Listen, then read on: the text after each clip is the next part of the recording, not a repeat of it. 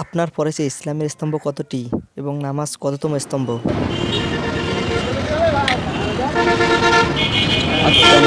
ইসলামের স্তম্ভ কতটি জানা আছে? নামাজ তো তাহলে বলার কথা না যে কততম স্তম্ভ। আমরা দিনে কয় ওয়াক্ত নামাজ পড়ি? আমরা হ্যাঁ, 5 ওয়াক্ত নামাজ। পাঁচ। ইসলামের স্তম্ভ আসলে ছিল 5টা। আমরা মজো দিচ্ছি একটা। ইসলামের স্তম্ভ 5টা। এটা একজন মুসলমান হিসাবে জানা উচিত না? কি মনে হয়? জানা উচিত। কি কি বলা যাবে একটু? কালেমা, নামাজ, রোজা, হজ, যাকাত। সূরা ফাতিহাটা হয়? না, আহারে শোনা। কালেমাই শাহাদাতটা হবে?